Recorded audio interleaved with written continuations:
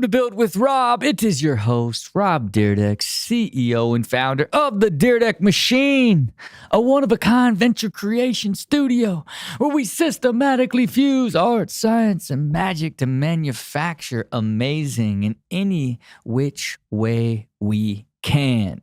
As always, you listen to this show, like, subscribe, wherever you do that. You want to be a part of this show, go to dyrdekmachine.com, become a guest, pitch us an idea, become a machinist, join our universe that is the Dyrdek Machine. You know, and what do I say over and over? Systematically fusing art, science, and magic. You know, it's kind of like, a tagline, if you will. A mantra that the Dyrdek Machine and the machine mindset is all about, this idea of systematically fusing art, science, and magic to manufacture amazing. But, I want to break it down a little bit further because it really is, this really core formula for achieving perpetual success. Right? Because at the end of the day, it's not necessarily about like defining a goal and accomplishing a goal. It's about perpetually evolving and growing and getting more successful over time. You want to compound your success over time and grow and evolve into a more dynamic, more accomplished individual in whatever it is you want to do. And that happens when you systematically fuse art, science, and magic. And let me break it down a little bit further, right? It's like when I say art, at the end of the day, it's your responsibility to create all aspects of your existence. You are the creator. You are the designer. Like, even if it's as simple as like, I'm going to design my day today, and my day is going to start with skipping the gym and going to McDonald's and getting a cheeseburger and fries. Guess what? You developed that plan, created in your mind, and you executed it flawlessly. But you created it. Right. And that's the really simple sort of bad version of creating a day. The same way that you can create a vision for a business idea and then slowly begin to visualize and think through all the things that you have to do to create it and bring it to life. You want to do a t-shirt brand, and the first thing you create is the name and then the graphics you're going to choose. It's like your entire life is this amazing piece of art that it is on you to actually create all aspects of it, right? And in order to have an amazing business, have an amazing life, whatever it is that is success to you, quality of life and achievement to you, is up to you to go and design, And for me, like, that's the purity of what I say on the art side. Now it's the science side, and it's like, oh, it's science. What is that? It's all technical. Like science is more the fundamental stuff. It's like, this is the reality of it is we are evolutionary beings. So the science side is you're going to continue to evolve and grow and learn. You have goals that you design and that you follow through with, and KPIs and these sort of quantifiable, measurable outputs. That's all the science side. There's just, it's this natural chaos to order, the natural systems of everything and how it works together. Like that's science. Like having the goals, creating plans, like evolving through those plans, growing and learning while you're achieving these milestones and ultimately achieving these goals and being a more dynamic, evolved individual throughout the process. That really is the science side, and then the magic is the unseen forces. And that's everything, right? Like that's gratitude, that's motivation, that's happiness, that's, all of these different sort of things that everybody wants and thinks about, but don't really have a way to like explain them fully. The law of attraction, the law of awareness, like all these sort of unseen forces that collectively you know about, you feel all the time, but they're hard to describe and ultimately even harder to figure out how you actually create them. But together, right? They all sort of feed each other, and by systematically fusing art, science, and magic is where you can really create just about anything, right? And when I say systematically fuse it, just doing it with intention, right? Systematically just means like you're creating something with intention, then setting milestones, goals, and evolving into that intention that you created, and ultimately the feeling of success and happiness and motivation that comes along with it is sort of what happens when it all begins to fuse together. Now think about this. It's like it compounds over time.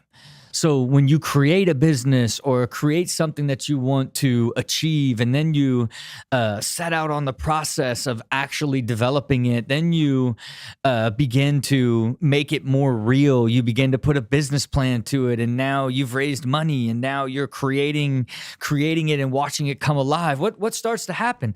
Well, then you start getting motivated. You start getting excited. You get all the energy. You start building belief in its possibilities, and now you're beginning to see the creation side, the science side, and now the magic begin to blend together and begin to grow. And then the more you grow a business, the clearer, the bigger your ideas get. You see further out into the future. You have new product ideas, marketing ideas, brand ideas, people you got to hire. Then you go out and execute and build. Now you're growing a team. You're hitting KPIs. Like you're growing the business. Like everything is evolving, and you find product market fit. And then you're like, what? The self-belief, the gratitude, like the energy, all of these things continue to compound on top of each other as you grow into whatever it is that you ultimately created. And to me, I say a lot of times, like, you set out on a journey. You have to first put a flag in the ground of what you actually want to achieve. Then you got to design a plan to actually believe that you can get there, and then set out on the journey to go and get there. And to me, in that sort of aspect of see it, believe it, do it, is still fully connected to this idea of systematically fusing art, science, and magic. And I know it's a tagline. I love saying it. I love saying that. I love saying it because it really does flow. But if you begin to look at what it actually is and how you can actually apply it to everything that you do, and begin to understand when you are creating and systematically growing, just sort of the feelings and the energy and all of these intangibles, including the law of attraction, these things that go your way and luck finds you, and all these things.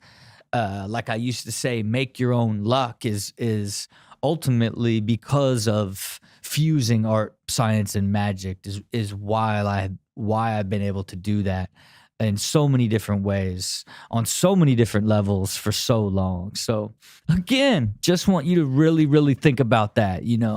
It's not just about saying it because it flows. It really is something I truly believe in and get better and better at doing as I do it more and more in all aspects of my life. In every bit of my existence do I apply it. And I look forward to literally just getting better and better at doing it for the rest of my life, because I know it's limitless by design.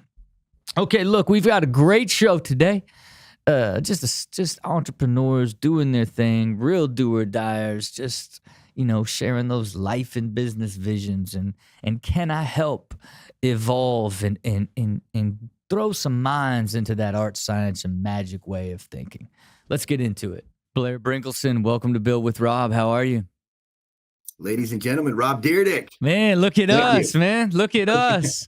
We're Hey, doing it, man. hey, we're live now. I'm ready to hear the vision for what is the Spoonie Pillow, man. Lay out the Yes. vision and how you create it and ultimately what you hope it becomes. Awesome. Yeah, so the Spoonie Pillow is the world's first tubular pillow that slides onto your arm and creates a comfy, nice little pillow. I invented it for cuddling with a girlfriend back in 2015. All the fellas out there, you guys know what I'm talking about, man. Dead arm. It's a killer. It's an intimacy killer. And so yeah, the idea came to me and I made the Spoonie Pillow, man. This is it. The snuggle is real, as I say. Oh man, I love the idea of the snuggle is real. You know what I mean? Like the snuggle is real is never doesn't make me smile. You know what I mean? Like I wrote down the snuggle is real, and like even as I was like looking down before you got on it, I was like, oh, the snuggle is real. And then you just said the snuggle is real. And so what's the current sort of stage and sort of layout sort of where you are at with the business in sort of your question as it relates to the business? Yeah, great. So I basically did a Kickstarter campaign 2021. Yeah, so 6 or 8 months ago now. It was a pretty successful launch. We ended up with, I think, 1,500 customers and sold about 3,000 units. So that was awesome. A little community sort of built up around the excitement of the product. And I am currently awaiting a container from a vessel and with 10,000 units. So I'll have that in the next 30 to 60 days. And we can kind of kick things off and jump into our hard launch, really. Yeah, and so what's the vision for how to do that? Is this going to be like strictly direct to consumer? Like, did you explore any retail opportunities? Like, where have you really decided that your core revenue is going to come from? Totally. I think definitely it's a direct to consumer business, but retail, I think, is an obvious play as well. So I've talked to some retailers. There's one company specifically that's a large national furniture store, and the CEO, I had a meeting with him, and he's quite interested. And basically, we've been sort of, because of the sort of global logistics issues, we haven't really pressed the gas on vetting and taking accounts, because we can't really deliver on the goods yet. That's put a little delay, on our ability to move forward. But the interest has been awesome. Like the product has been validated by our consumers, and we've had some interest. I actually spoke to the largest licensing firm that took another comfort product to market several years ago. That's like a multiple billion-dollar business now, and those guys like the product as well. So Yeah, and the Spoonie is that would that be more where they have relationships and basically all sort of manufacturing and distribution of sort of comfort pillow bedding sort of world, and they would just take it, sell it, and give you basically a royalty? Is this the potential deal that you're looking at? It's something I explored. Yeah. It's not my ideal situation, because I'm an entrepreneur, I'm an inventor and an innovator. And I've been doing this for a little over a decade, launching, conceptualizing, prototyping, manufacturing, launching products. And I just love doing it. I've just always been compelled to create things, I think, much like yourself. So I kind of get my energy from building and designing and doing this stuff. It's fun for me. So the idea is really to lean into our B2B and invest in creative ad spend and build the brand out, and just get just get as many eyeballs on the product as possible. Yeah. Because what I found is, when people get the Spoonie Pillow, they love the Spoonie Pillow. Yeah. And they find, everybody kind of finds their own little unique use case for it. Like, I invented it for cuddling and for couple cuddling, and then through your feedback and customers and such, we realized it's way more than that. Like, it's an awesome travel pillow on an airplane, side sleepers, no more pins and needles with the Spoonie. Yeah. It's an awesome nursing pillow, breastfeeding pillow. And there's like all these cool use cases that we identified just through launching, right? So I'm excited to like spend some time and do some additional like user group testing and like build out the vision for sort of each use case and make sure that the Spoonie is sort of, you know, accomplishing the business goals for each user group. But the reality of it is it's a lot to take on from an operational standpoint. You know what I'm saying? Totally. Like, and I think as you know, the creative and the inventors, and you always got the ideas, and you get the energy from like, let's bring it alive and how fun it is. It's like it's the meat of that business is realized in managing the supply chain, understanding, you know, it goes beyond creative ads, but paid ads, and sort of managing how that can even work, and the ability to convert customers, and building a DTC business. It's it's so complex, and it's the tough side, like for the creative mind and the inventor mind. You know what I mean? That's why when I think, you know, back, man, when if you got a manufacturing and distribution partner where you do it for a license, like it does give you the flexibility to live in the energy and do what you love to do the most, as opposed to pull your hair out of like trying to like understand like, when is this container going to be here? And then when it gets here, like, how come like a ROAS? What do you mean? Like I just spent like 5,000 and I sold 500, right? It's like, it's all those sort of waters of taking it from the idea and the product to a sustainable, profitable business. Man, that's where it gets messy when you love the creative side more than anything, you know. And to me, I feel you on that. And so there's a couple ways like that you could think about that, right? And it's outright license, right? Or I think, you know, even a manufacturing partner where it's like, it's just someone that handles manufacturing and sales that comes from the space, that can with built-in distribution. Yep, with the built-in distribution, so they already know how to do it and manage it. You're like another brand underneath it. They have the capital to sort of resource it. You know, like I had a friend of mine who built basically a house of brands for comfort brands, and did, you know, the weighted pillows, and did all different, or weighted blankets, and all different types of things in that space. I think there's you know, that sort of home goods space has a lot of great like operators and distributors always looking for the next cool product that they can just plug into their system, you know?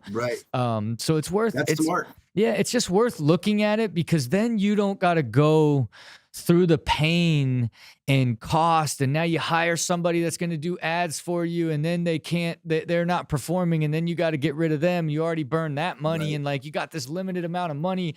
It's like as difficult as direct to consumer is, or you know, go do a deal with like, you know, the airport stores, and it's like, and target that to where at least, you know, like, hey, like there's a clear customer for this that walks through every single, you know, 100,000 people walk through this door every day that would be interested in buying this. And if you could just get reoccurring revenue through one clear distribution source. We have, you know, company where we have one retailer that sells 2 products, and it does a couple million a year and makes over $1 million in profit. And it's the simplest business. You know what I mean? It's just managing the product to be delivered to the retailer, and then just essentially managing their order, which they're super good at, and just delivering on time. And as it grows, the margins there, and since there's no cost in the company, because it's just a couple people to handle that sort of that sort of process. So another way of looking at it from a much simpler sort of business, given sort of your like way of looking at it, the easier it's going to be, the better it's going to be for you. And you want, you know, when you look at it, it's like setting that goal of like, well, wow, if I could have one retailer and do $3 million a year in revenue with $1 million of it in profit a year, would that be a dream scenario? Yeah. You know what I mean? Absolutely. That's what I'm saying. Like, so identifying that sort of ethos before you go in the route of just like, I'm going to venturing and doing everything. Yeah, venturing and do everything. Then if you try to raise money, now it's like, now you got investors that you got to pay back, and they need to see you grow. And now it's like, you know, it's just and I live in the world, and play it at a really high level, and it's super complex, and we get better and better of building out entire companies with groups, and it's never not hard. Even with Yeah. super experienced entrepreneurs who have built companies and built teams, like even ramping up to it and getting talent that's sticky and performs, like, and cultural fit, like, man, chaos. Yeah. Versus when you're a great inventor and you can create ideas, and if you can get into a rhythm of doing that more consistently, and where you Yep. don't have to put as much effort into it, I think you end up getting a lot more fulfillment out of it, and a lot more peace in sort of what your goal is. But again, you got to decide for you, Yeah. what the goal is out of the business, and get clear on it and take shots at that and pivot if you need to, but don't launch it in hope.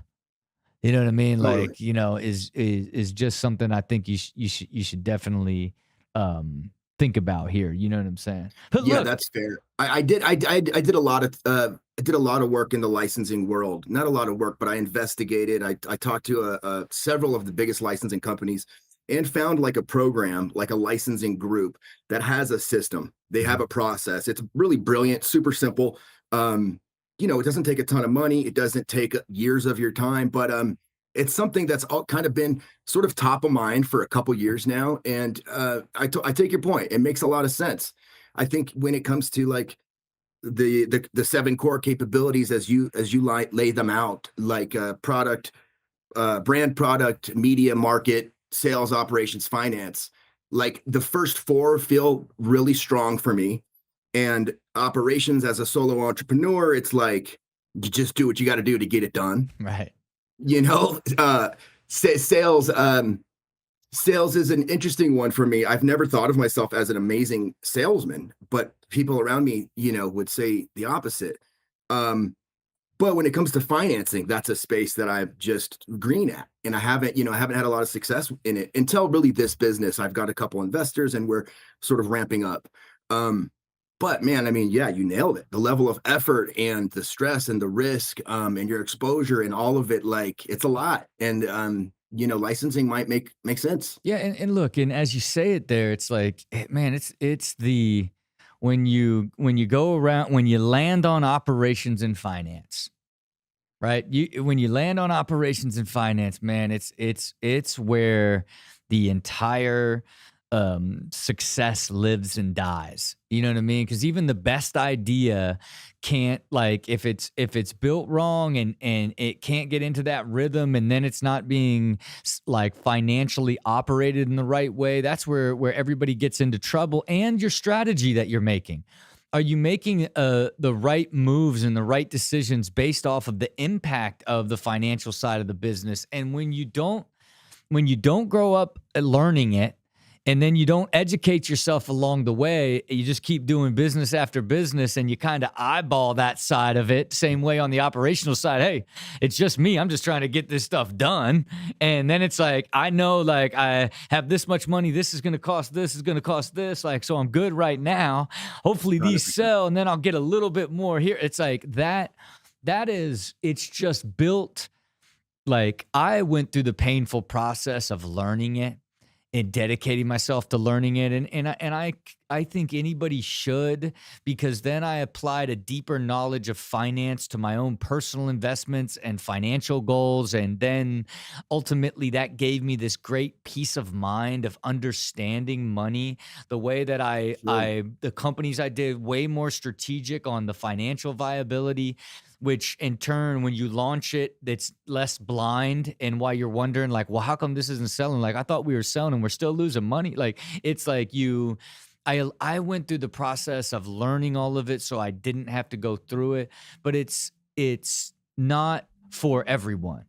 And when you're Totally. really a brand and product and marketing idea, person, when you fall in that world, man, that's when like having like a great partner or a license is the home run, because then you Totally. keep doing what you're best at and they do what they're best at, and then now you thrive, right? Yeah. I think that's just always something beyond getting some like investors, if you will, to help you with, like, give you the money to bring it alive, versus having strategic partners that would own half of it in order to take all that sort of off your plate is certainly something I think someone that has the self-awareness to recognize it gets real hazy as you get into sales operations and finance. You know what I mean? That you shouldn't, it's not necessarily about should you dedicate more time to learn it. I think yes. I think learning money and getting better and better at learning money in every way, shape, or form is the gift that keeps on giving forever.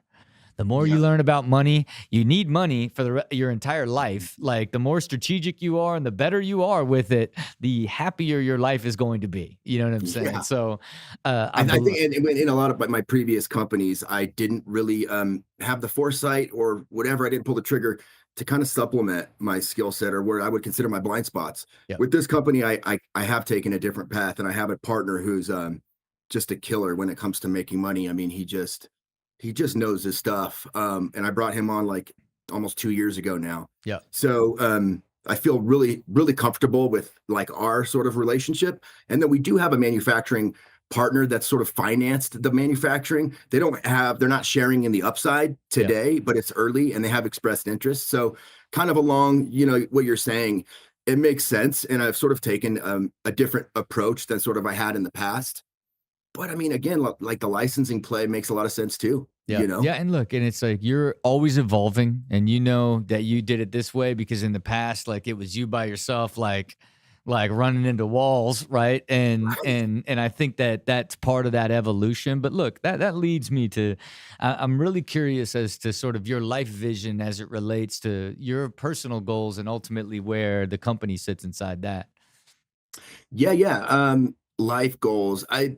I think in the last couple of years, year to 2 years, I've sort of recognized that connection, interpersonal relationships, and like human interaction, regular, consistent, has just kind of smacked me in the face Yeah. of how much I'm missing it and how important it is for my like sense of fulfillment and happiness and just life, like being around people as much as possible, valuable relationships and nurturing those people in relationships. And I kind of like when I thought about your story and like your history, I kind of feel like I'm in this sort of like 2013 space where I'm like sort of taking inventory, trying to map out the future.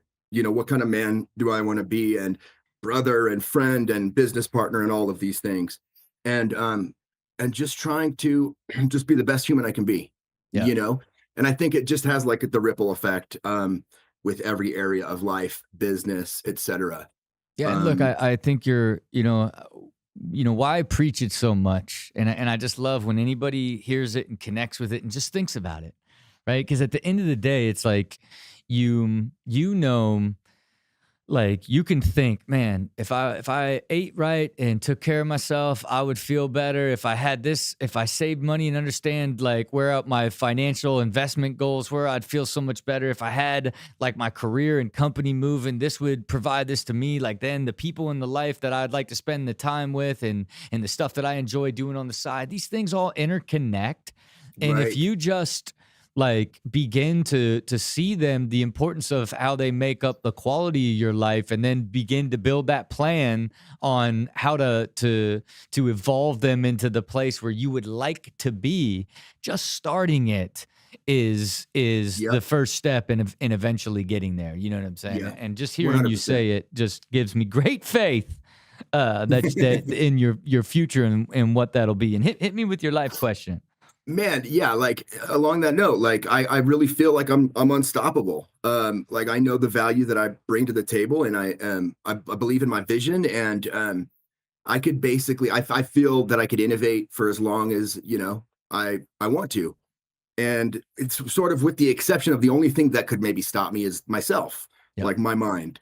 And I'm hard on myself, and so and you are kind of a unique individual in your sense of optimism and positivity, and your energy is so obvious. And I guess how would you suggest somebody like myself that deals with, you know, negative self-talk and, you know, lulls in confidence and that sort of thing? That's what I would say is, you know, the most interesting part of where my goals are at right now. Yeah, and look, and I think like the one thing that people confuse the most is that you can just like you just do it. Man, if I could just be more positive, man, if I could just, man, if I could be energetic like Rob and just not think these negative thoughts, boy, life would be amazing. But I'm again looked at my life and looked at what are all the things that cause those negative thoughts, right? And then I began, once I had that sort of awareness, because you know, it's really interesting. Like when you really self-evaluate where they come from, they end up coming from the same 4 or 5 sources, right? And so it's like for me, where that became super aware is just when I just started tracking every day how I feel 0 to 10 about my life, work, and health. Like Right. those things started to bubble up, and I didn't do it every single day in the beginning. I just would try to do it, and the same sort of things kept piling up, right? And it was not understanding money early on, and not it was always this like core stressor to me. You know, it was like how I was constantly living in highs and lows was like another thing that really would always bring me down. It was like not being clear Sure. of the future, right? And so all of these things when I started doing it back in 2014 is like I started to change and then build plans to defeat. And it took some time, and I would say that I really like it. Like if I launched the all out assault to basically destroy all the fears that would ever draw me down or create negative talk or self-doubt or bring me down on my confidence level, like if I started it in 2015, 16, over time, I attacked them and then slowly put in ways to beat them. And a lot of that had to do with success and meeting goals and understanding my financial wants and desires and achieving those and Sure. health desires and relationship desires. But over time, I eventually, since I designed the systems in my life to essentially eliminate all of those fears and sort of insecurities that drove that negative self-talk, eventually by mid 2020, they had almost completely gone away. And by 2021, now they're so obvious, these little things that pop up and you clear them out and then you get rid of them altogether. So it's like now I go big long stretches of never even having a negative thought, right? And so here's the other side of that. Then I'm constantly in this state of like creating an optimism and like looking towards the future and hopeful and thinking of how I'm going to problem solve and make that better and optimize. So once I got over that threshold, then now I'm accelerating in this much more highly like vibrant and a much more vitality sort of state of being, because I focused on them, got awareness of those things, and then got rid of them over time. But it took many, many years, and you got to like identify them and then build your life around those Yeah. rather than stay in your same life that keeps them popping back up and triggers you. And boom, what do? You're back there with the same talk, because it always is like it's only like 5 things. It feels like your whole life and everything that you've done. But if you start to look at it, it really ends up being like 5 things. And then you think, well, I could get that one. Let me go get that one first. And then that one's gone. Then it's like you kind of end up doing that. And I'm living proof that it's possible. Yeah. You know what I mean? Without a doubt. And so it's like, yeah, I keep imploring it with people. You gotta begin to recognize it and then begin to build your life around eliminating them and get better at that. And over time you will eventually do it. But it's not nearly as ominous as you would think. You know what I mean? Totally. Yeah. I feel you, man. That makes a lot of sense. All right, well, look, it was a pleasure, man. I can't wait to see the Spoonie Pillow everywhere, man. I can't wait to see it everywhere. I sent them over. Did you get a chance to check it out? Oh yeah, I'm heading home right now. I'm cuddling with the wife as soon as I get home. Shoot, Beautiful. I might even Love it, grab man. one of my kids and just like hold them and they can have a nice resting pillow. The snuggle is real, baby. The snuggle is real. And I can't wait to get home. No dead arm. No dead arm for me. That's right, man. Thank you so much, Rob. I appreciate your time, man. I wish That was you the awesome. best. Be good. All right, that's it for our show today. Thank you, everybody who listens to this show. As always, like and subscribe wherever you do that. And of course, you know, you want to be a part of the show, go to dyrdekmachine.com. You know, send us your life vision, your business vision. Let's talk about it. You want to pitch us an idea? Pitch us an idea. You want to be a machinist and be a part of our process? Again, everything at dyrdekmachine.com. And you know what we do down here? We put a vision to everything that we can. We create clear plans so we know it's possible. And we give it everything we got in everything that we do. See it, believe it, do it. Until next time.